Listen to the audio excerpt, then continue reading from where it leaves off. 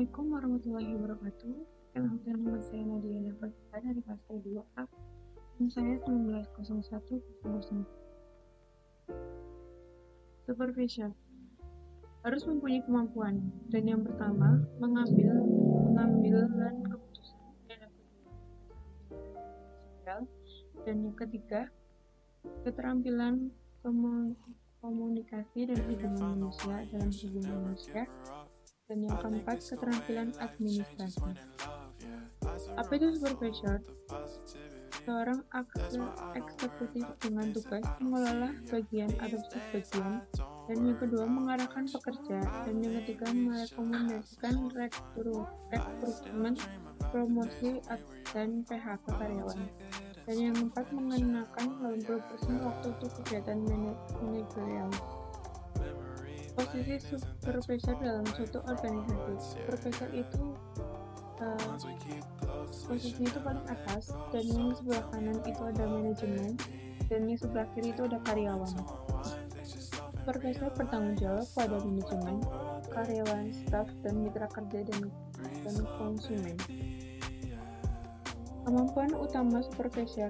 Yang pertama, keterampilan dalam mengambil keputusan merupakan pilihan atas beberapa alternatif.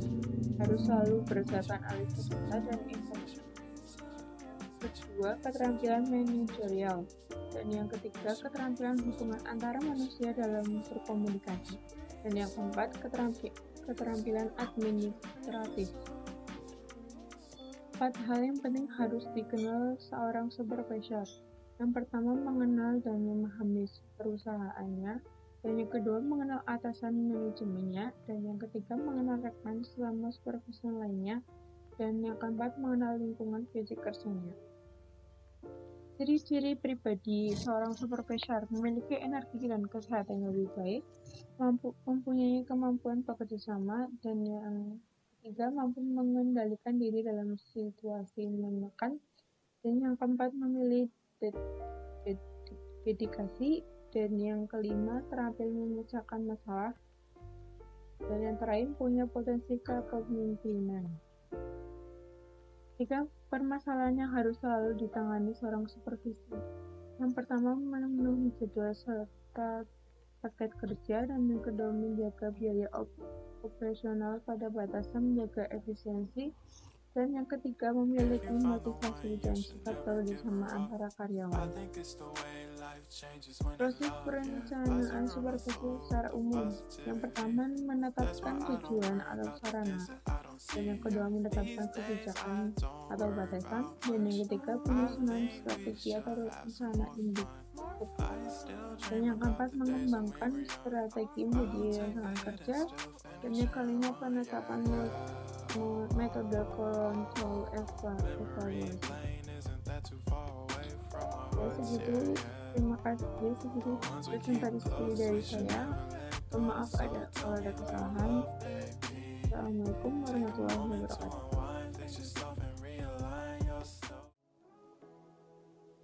Assalamualaikum warahmatullahi wabarakatuh. Di sini saya akan menjelaskan tentang konflik dan perubahan.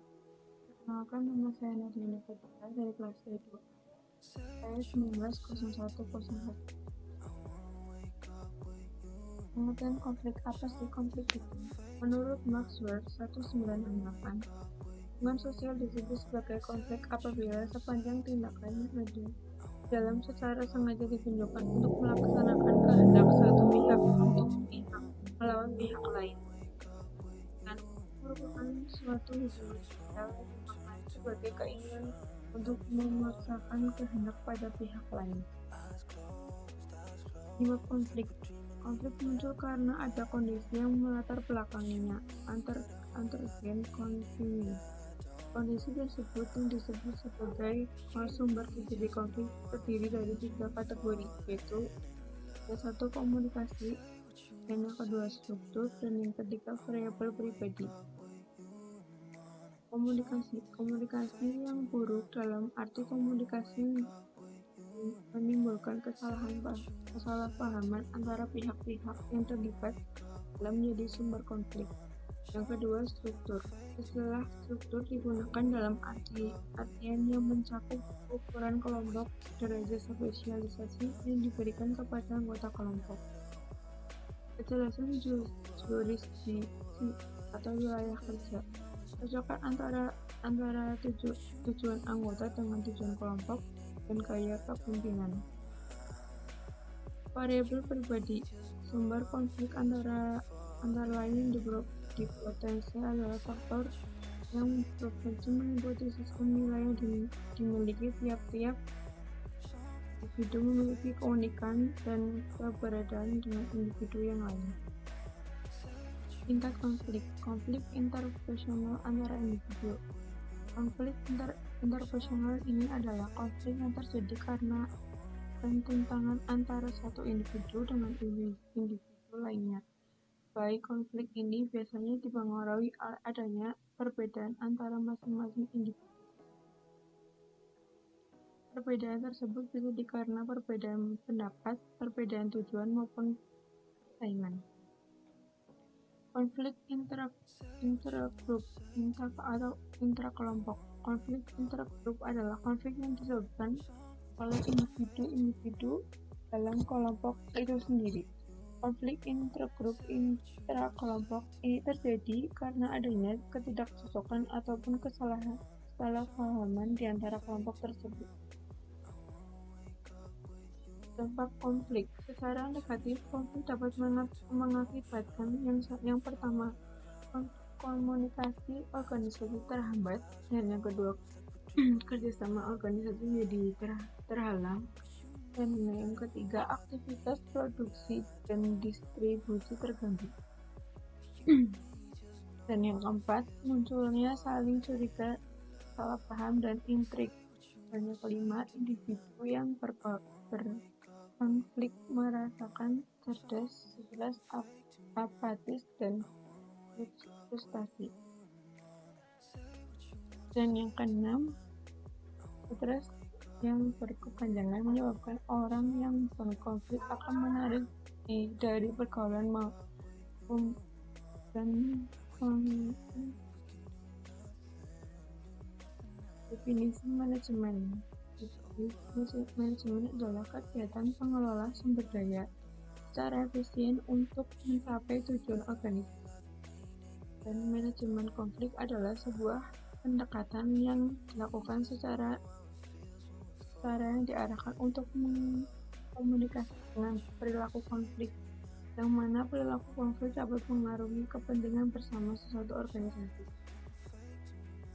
Tujuan manajemen konflik yang pertama, memanfaatkan aspek positif konflik, dan yang kedua, menyelesaikan konflik organisasi antara personal, dan yang ketiga, meminimalkan dampak konflik pada tujuan. Bagaimana sih pencegahannya? Yang pertama, mengetahui tentang masalah apa yang terjadi. Yang kedua, selalu bersikap objektif. Dan yang ketiga, bersifat adil dan tegas. Dan yang keempat, tunggu suasana menjadi lebih tenang. Dan yang kelima, jangan menggunakan nada tinggi. Dan yang keenam, mendengarkan keluh masing-masing dalam pihak itu tersendiri. Memindah solusi dari masing-masing pihak menjadi penengah. Penyelesaian konflik eliminasi yaitu mengundurkan diri salah satu pihak yang terlibat dalam konflik, yang dianggapkan dengan ucapan antara lain, kami mengalahkan, kami keluar dari sebagai. Subjugre atau domisili yaitu orang yang berpihak yang mempunyai kekuatan terbesar untuk dapat memaksa orang atau pihak lain menantinya. Aturan mayoritas itu suara terbanyak ditentukan melalui voting untuk mengambil keputusan tanpa mempertimbangkan argumentasi. Dan yang keempat, bertujuan manipulasi yaitu kemenangan kelompok mayoritas diterima dengan senang hati oleh kelompok mayoritas dan kompromi yaitu jalan tengah yang dicapai oleh pihak-pihak. Dan yang terakhir, integrasi yaitu mendistribusikan, menelahkan, dan menelaah atau mempertimbangkan. Terima kasih. Sekian presentasi dari saya. Wassalamualaikum warahmatullahi wabarakatuh.